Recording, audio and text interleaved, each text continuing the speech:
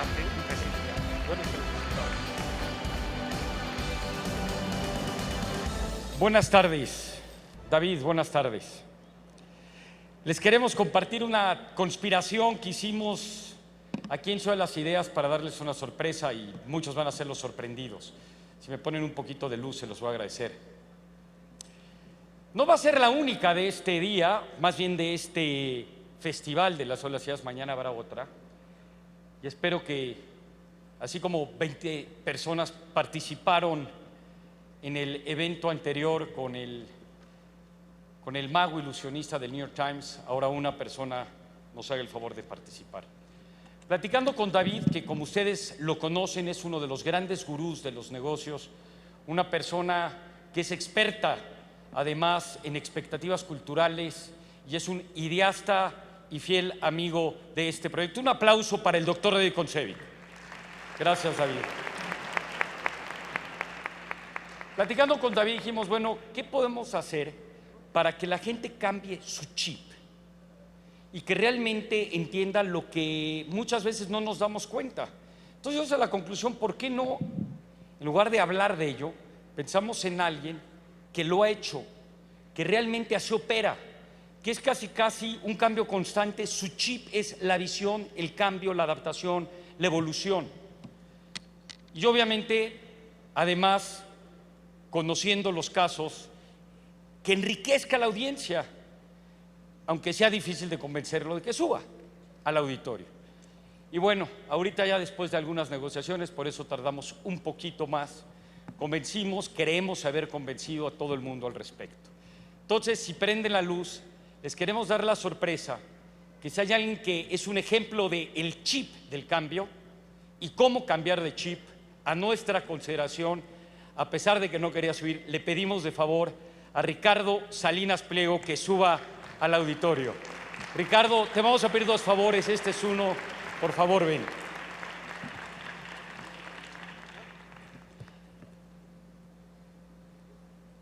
La idea es que el doctor David Kontsevich y Ricardo Salinas Pliego, bienvenido, gracias. Gracias, Andrés. Van a conversar, pero queremos que la conversación no solo sea entre ellos. David le hará algunas preguntas, pero ustedes aquí tienen un post donde dice www.ricardosalinas.com/CDI. Por favor, abran sus teléfonos. Es una oportunidad para que ustedes manden y envíen preguntas. Ricardo, él se fue el primer favor. El segundo es que por razones de tiempo, por supuesto, no se van a poder contestar todas las preguntas, pero Ricardo tiene un blog, que ya hablaremos después de esto al respecto de una sorpresa. Pero por favor, si nos ayudas a comprometerte a que la gente que se haya quedado sin la respuesta, después a través del blog se le haga llegar, para ver cómo se piensa. David, ¿le entras entonces a la conspiración? ¿Todo bien? ¿Listos? Señoras y señores, un momento único y excepcional en la Ciudad de las Ideas, una gran oportunidad de viva voz, un diálogo entre Ricardo Salinas Pliego y el doctor David Kontsevich. How to change your chip. Un aplauso. Gracias.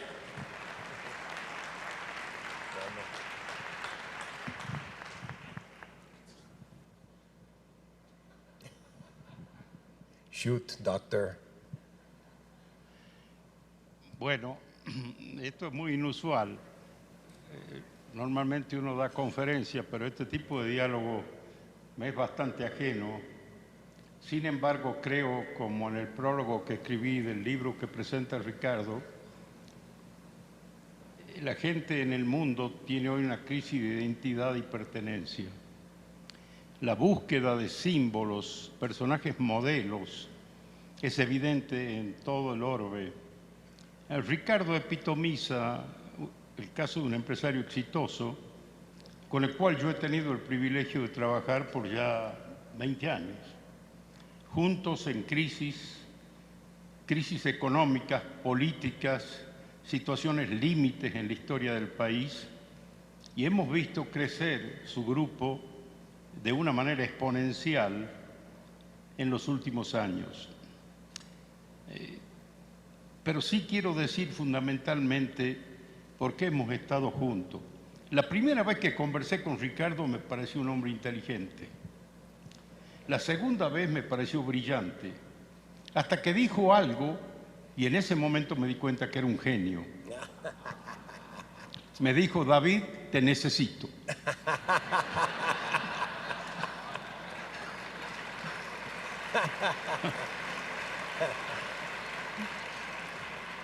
Bueno, vamos a comenzar con algunas preguntas que yo creo que todos tienen interés en saber. La primera es, dicen que los músicos se inspiran, los escritores cuentan en qué momento de su vida sintieron la vocación por ser escritores. ¿Ocurrió algo de eso contigo o fue una evolución? Bueno, mira, siempre en mi familia hemos sido empresarios desde que yo tengo conocimiento, recuerdos. En la mesa de la casa se hablaba del negocio, que en aquel tiempo era Electra, ¿no? Y tanto mi abuelo Hugo Salinas Rocha como mi papá Hugo Salinas Price, pues como que tenían el tema ese constantemente, y para mí siempre fue lo más natural y lo lógico ser parte de la empresa. Siempre fue como muy... O sea, yo siempre supe que iba a ser empresario. Siempre se habla del touch de un empresario, el toque, la marca, el estilo. ¿Existe tal cosa contigo? Pues sí, pero mira, justo le decía, como le pregunté al Piojo Herrera ayer, ¿verdad? ¿Qué tanto es la preparación y qué tanto es la suerte? Hay gente que no está preparada y no importa cuántas oportunidades se le presenten, no las va a poder aprovechar. Por contra, cuando estás preparado y te sale una oportunidad, pues ahí te subes. Entonces son las dos cosas, tienes que estar preparado, pero también tienes que tener suerte. Y la verdad, yo he tenido golpes de suerte muy fuertes, únicos, y he corrido con muy buena suerte, porque podría haber sido por tantito de diferencia, pues no estaríamos aquí platicando, ¿no? Sí hay cuestión de touch y de timing, pero sí se necesita mucho la suerte, pero también hay que saber cómo aprovechar esa suerte y convertirla en una gran oportunidad. ¿Por qué no nos hablas de los momentos duros de tu vida empresarial? Bueno, pues son muchísimos, ¿no? O sea, esa es otra cosa que ahora está muy de moda, hablar del emprendedor y del empresario. Y como que todo mundo quisiera ser emprendedor, pero yo les digo sinceramente, también hay otro mundo que es el mundo del ejecutivo eficaz, el ejecutivo que hace cosas, que es muy valioso. ¿Qué es mejor, qué es peor? No, son diferentes. Para ser empresario tienes que tener un carácter muy especial porque las adversidades son de todos los días. Hay gente que dice, no, pues ahora sí ya me voy a retirar porque voy a poner una empresa y me voy a retirar. No, es exactamente al revés. Nunca vayan a pensar así. El día que pongan la empresa es cuando van a tener que trabajar más que nunca. Me ha tocado gente que se retira del grupo y dice, bueno, con esta liquidación voy a poner mi negocio. Le digo, no manches, man. Es lo peor que me puedan decir, es absurdo, porque una persona que ha sido ejecutivo por toda su vida y que ha vivido en una corporación, de repente ser empresario en los últimos años de su vida, pues creo que es imposible. Entonces, momentos de adversidad son tantos. Yo te voy a platicar nomás algunos, ¿no? O sea, cuando hace 24 o 21 años que compramos la televisión azteca, era junio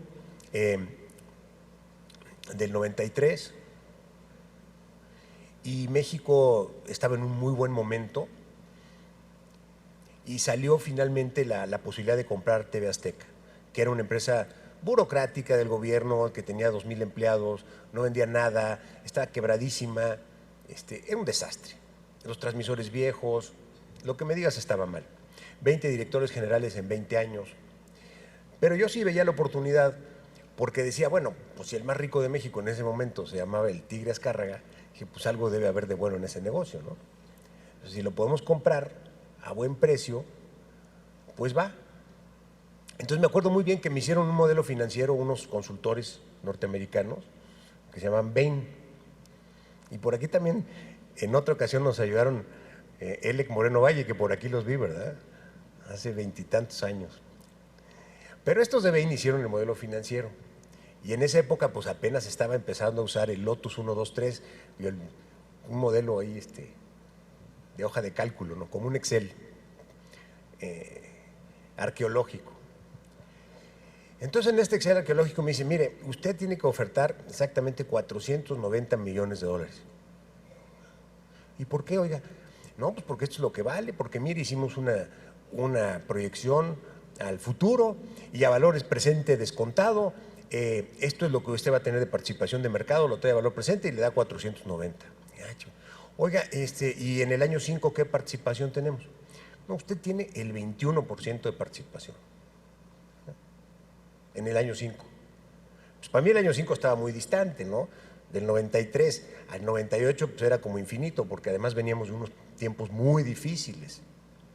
Entonces le dije, bueno, y si en lugar de en el año 5 fuera 21, ya no es 21, sino es 30, pues ¿cuánto vale la compañía? Pues lo metieron al modelo y me regresa con 5,000 millones. Dije, ah, caray. O sea que el valor está aquí entre 480 y 5,000.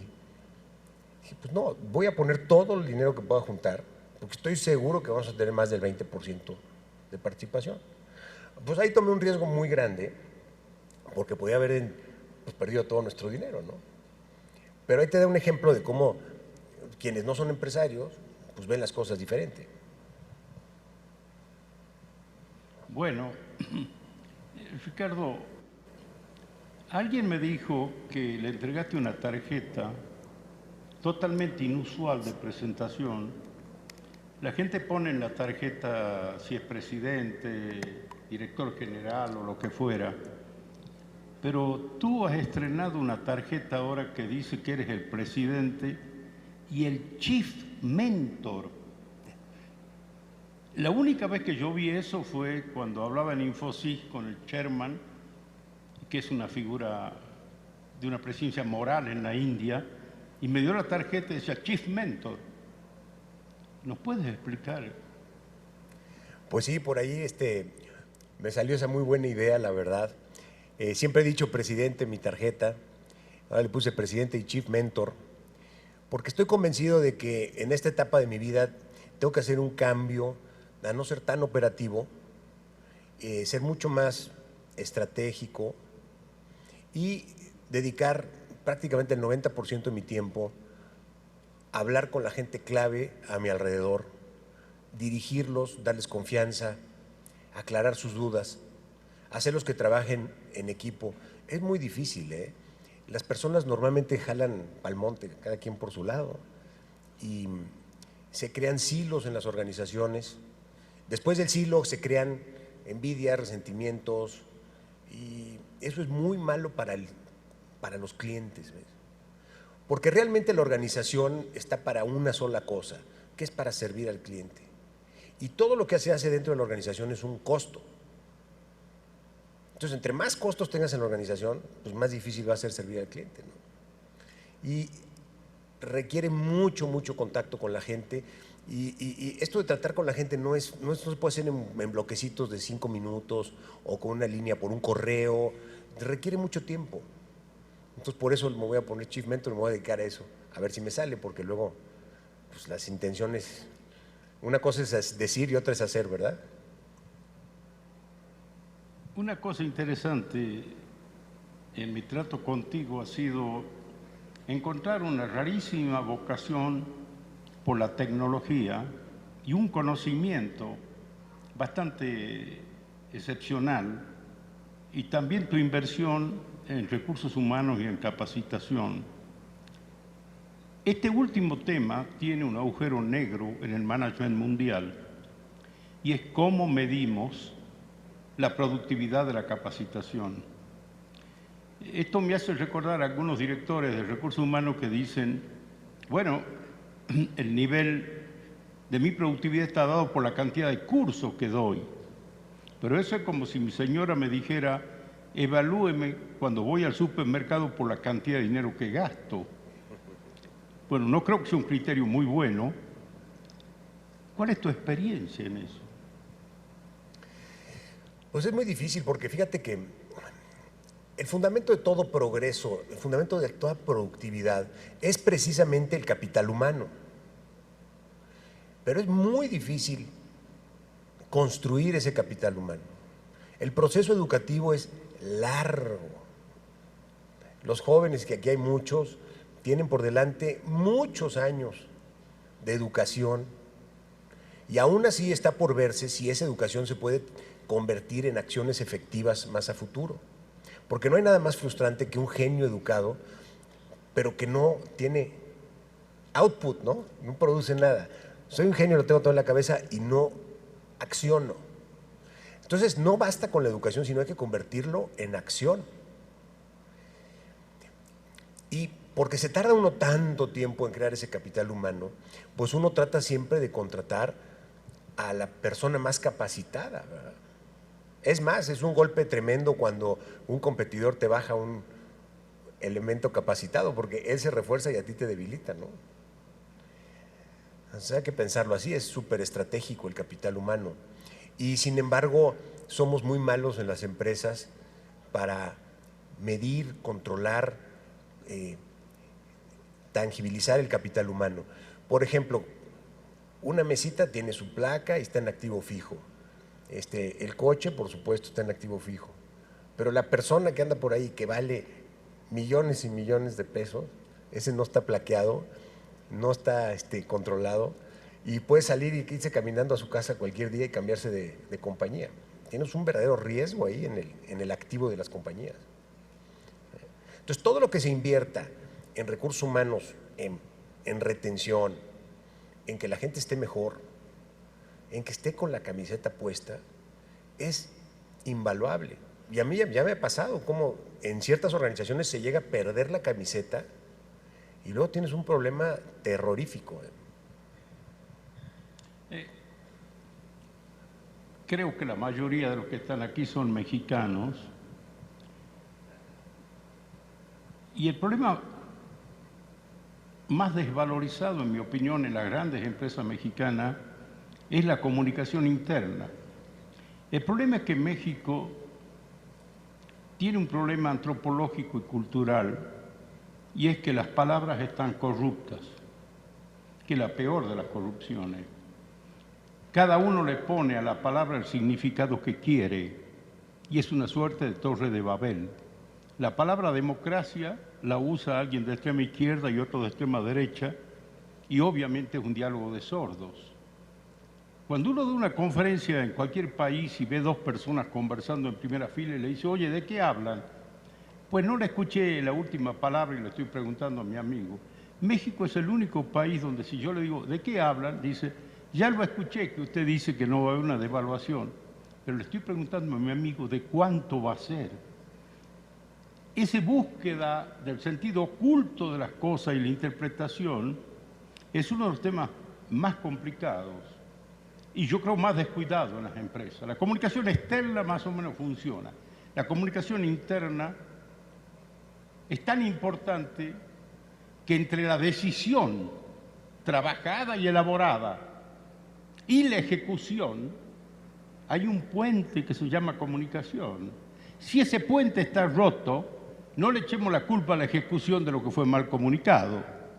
Eso me hace recordar a un viejo cuento de que en el Servicio Meteorológico Nacional, en la capital, detectan que había habido un terremoto en la lejana localidad del país y le mandan un telegrama que dice movimiento telúrico detectado en esa. Repórtense de inmediato. Pasan como 4 días, ninguna noticia y se sabía que había habido una catástrofe. Y al 4.º día llega la noticia del encargado local que dice movimiento sofocado, telúrico detenido. En esa escapó, pero va herida. No nos reportamos antes porque nos agarró un terremoto de poca madre. Entonces, el tema de la comunicación tiene que tener una simpleza, que es cosa de sabio realmente llegar a la esencia última de las cosas. ¿Cómo ves vos el tema? No, pero no nada más es la forma de la comunicación y la simpleza, es más que ello. Es que somos malos, a nosotros nos pasa todo el tiempo. Tenemos un comité ejecutivo, están 10 gentes, acordamos algo, vamos a hacer esto. Va. ¿Y qué hace? Cada uno de los 10 personas se va a su lugar y se le olvida que tiene que hablar con otros 10 abajo. Si lo hace uno o dos, bueno, entonces ya tenemos 10 más 10. Pero a esos de abajo también se les olvida que tienen que hacer lo mismo. O sea, tenemos unos sistemas de comunicación muy complejos en base a la cadena de mando. Entonces hay que pensar en otras cosas y sucede todo el tiempo y es mucho más grave el problema de lo que parece, aunque la instrucción sea muy clara. Es el que no fluyen las cosas. Por eso muchos directores generales exitosos, CEOs, se ponen Chief Communicator, ¿no? Porque si no fluyen las instrucciones hacia abajo, pues entonces ¿cómo se moviliza la empresa alrededor de una estrategia? Es un problema gravísimo, ¿eh? Y el correo electrónico ha venido a agravar todavía más, porque nos da la falsa sensación de que ya mandamos un correo y que ya todo el mundo lo leyó y todo el mundo entendió, y no es así. Ni lo leyeron ni lo entendieron probablemente. Entonces, Bueno, Ricardo, por una argentina modestia, no ha mencionado que una de las cosas que empezó en el país es reconocer el valor de la base de la pirámide, los pobres, e inaugurar los pagos chiquitos semanales. Desde entonces hasta hoy, según mi teoría de la revolución de las expectativas, muchos de esos pobres han pasado a clase media. Pero mucho más importante que eso es que los que se quedaron pobres quieren ser tratados como de clase media. Voy a narrar un episodio que tiene poco tiempo en Argentina. Se hizo un estudio muy objetivo de cuántos pobres hay en el país. La cifra no bajaba del 10%. Pero cuando se hace la encuesta y le preguntan a cada uno en qué clase social o económica él se ubica, solo el 1% dijo que era pobre. es que son argentinos. ¿Eh? Son argentinos, che.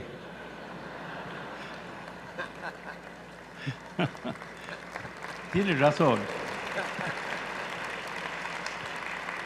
El problema que yo creo es que lo que Ricardo dice de los argentinos es cierto, pero para bien o para mal la influencia argentina ha llegado hasta el Vaticano, y entonces yo creo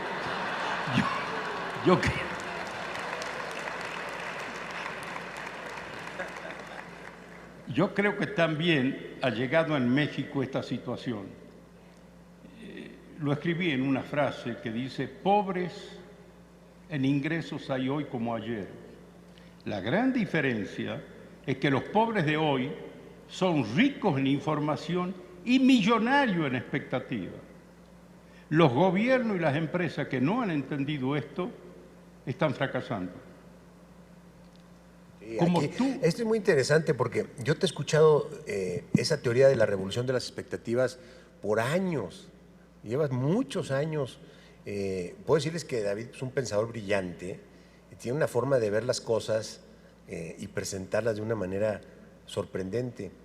Y esta cosa de la revolución de las expectativas, me consta que nos las dijo mucho antes de que se pusiera de moda, 20 años antes. Antes del internet, antes de que tuviéramos todos un teléfono, antes de que tuviéramos acceso a través del internet a tantas visiones del mundo, de progreso, de educación, ya estabas hablando de la revolución de las expectativas y de la tremenda consecuencia política que iba a tener, ¿verdad? Y esa consecuencia política no nada más es a nivel de la sociedad, sino en las propias empresas también. Y eso me lleva a otro tema, por eso la importancia del ejemplo.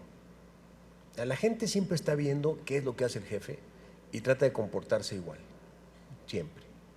Entonces hay que ser súper consistentes porque no le puedes pedir a las personas que hagan lo que tú no haces, ¿no? es difícil.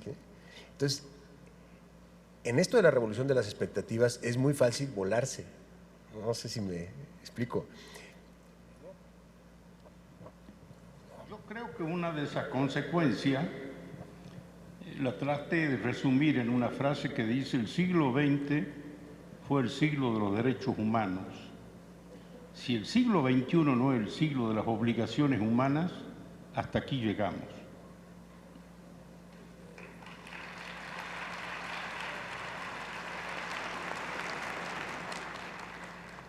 Ponga usted en internet, en Google o Bing o cualquier buscador, derechos humanos, póngala en inglés, en castellano, ponga obligaciones, y va a ver que derechos humanos son decenas de millones. Obligaciones humanas no llega al 10% de ese total. Hemos generado un mundo de derechos sin el equivalente de las obligaciones. Un tema que te quería preguntar, Ricardo, es algo que ninguna persona que está aquí no deja de preocuparse a partir de cierta edad. Hoy se es más joven y más viejo más antes. Esto es una realidad. El que taponaba en una empresa a los 60 años, hoy tapona a los 45. Entonces se plantea un problema de un gap, una brecha en las empresas enormemente importante.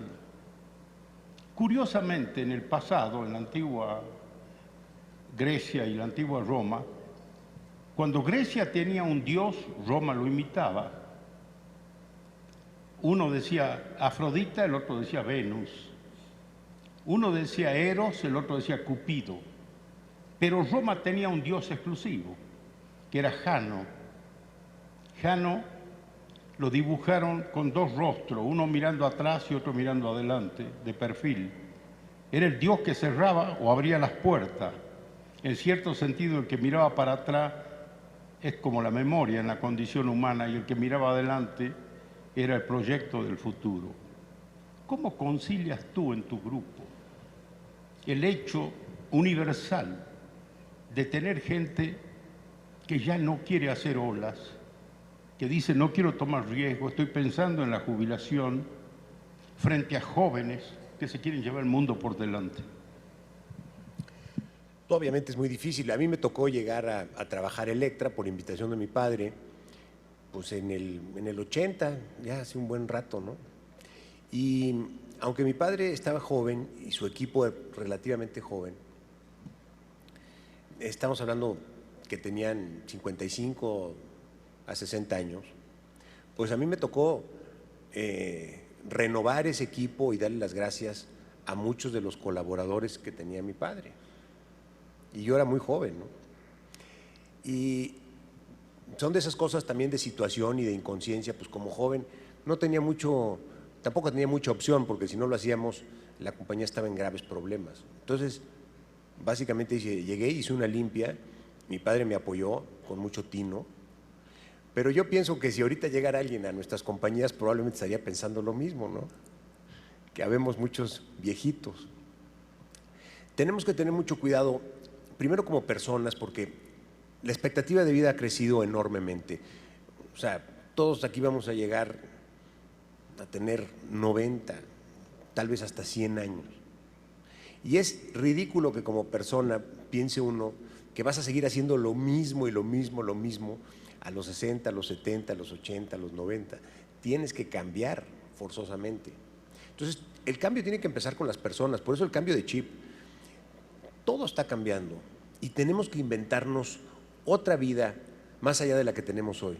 Esto me recuerda mucho lo que decía mi gran amigo José Represas, que acaba de morir hace unos días. Sí, de 97 años, sano toda su vida. Pero él dijo que se había tenido que inventar 3 vidas: la del trabajo, la de después del trabajo y la del ocaso de su vida. Entonces fue muy interesante porque lo planeó y lo ejecutó, ¿no? Y es algo que como persona tenemos que hacer. Ahora, obviamente como organización, todas necesitan sangre nueva constantemente. Y yo creo que es muy malo cuando se quedan ciertas personas tapando ahí como un tapón a que suban los que vienen con muchas ganas hacia abajo. Por eso también en nuestras empresas crecemos mucho lateralmente, ¿no? Pero lo de Chief Mentor no apunta adicionalmente a que tú estás generando jóvenes promisorios para tener el derecho a entrar a los consejos consultivos de ellos, que es lo que en India hacen. Pues sí, pero como en toda organización, pues la estructura está definida y los puestos están tomados. Y casi siempre los puestos más importantes pues están tomados por la gente con más antigüedad, ¿no? Y con más años. Entonces, obviamente, pues los que llegan abajo pues quieren subir y los de arriba no se quieren mover, ¿no? A menos que tengas un movimiento horizontal hacia otro tipo de negocio. Claro. Me han dado un iPad donde ustedes pueden mandar las preguntas. Solamente tengo 2. No sé si la culpa es del iPad o que no hay preguntas. Es quedó todo clarísimo. ¿Ah? Todo quedó clarísimo. Sí, o lo opuesto. Mira,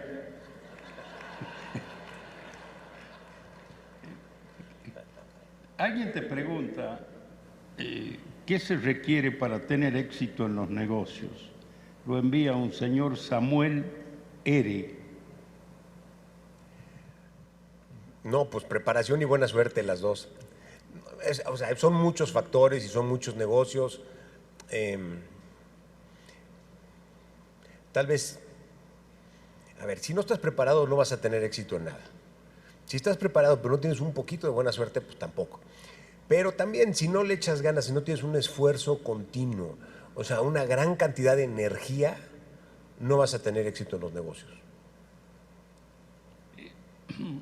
Yo entiendo que mañana o esta tarde va a actuar la orquesta del grupo o que propició el grupo. Hablamos siempre de la responsabilidad social del empresario. ¿Qué estás haciendo en eso? ¿Sabes? Se ha venido un proceso evolutivo muy interesante. Yo cuando empecé a trabajar estaba muy claro que la responsabilidad del director general y del consejo era crear valor para los accionistas. Y luego vimos esas películas, ¿no?, de Gordon Gekko, ¿eh? Se satanizó esa idea, crear valor. Yo creo que es un poco más complejo porque la empresa definitivamente interactúa con la sociedad a través de los empleados, de los proveedores y del entorno ecológico. Unas empresas más, otras menos, pero a mí sí me parece que como empresario, como alguien que inicia una actividad empresarial, tienes que pensar a fuerza en cómo impactas a tu entorno. Sería muy irresponsable pensar nada más en los dividendos que uno va a sacar o los rendimientos que uno va a sacar sin tener ninguna consideración por lo que está a tu alrededor. Creo que es un pensamiento de corto plazo, impulsado por ese capitalismo corporativo norteamericano, donde la verdad es que no hay dueños de las empresas. Las empresas grandes están controladas por los abogados y por los abogados de los abogados y por los consejos. No hay una persona que tenga la responsabilidad, que pueda desahogar y que pueda decir esto es así. Entonces, he visto que ha cambiado, ahora se habla mucho más de responsabilidad social y en el caso de nosotros no lo veo yo como una responsabilidad, sino lo veo como un privilegio, algo que podemos hacer. Por ejemplo, aquí en la Ciudad de las Ideas nació uno de los proyectos más interesantes que tenemos, que es el de las orquestas juveniles, Esperanza Azteca. Aquí nació, en este foro, y hoy ya son más de 70 orquestas, más de 15,000 chicos, increíble. Tenemos una orquesta en Los Ángeles, dos en El Salvador. Es un modelo exportable y es algo que nos llena de orgullo, es un privilegio poder hacer eso. Yo estoy seguro que eso va a tener un impacto social tremendo. Y muchas otras cosas, los movimientos azteca, donde tenemos más de 80 movimientos azteca, el plantel donde tenemos ya más de 5,000 chicos graduados de preparatoria y secundaria con una educación de excelencia. Volvemos al tema educativo, ¿no? Las propias conferencias de la Ciudad de las Ideas que van a tener un impacto sobre todas estas mentes que van a cambiar nuestro país y otros proyectos educativos que traemos. Todo tiene un tema, no es el capital humano la base de todo, porque sin eso no podemos llegar a nada.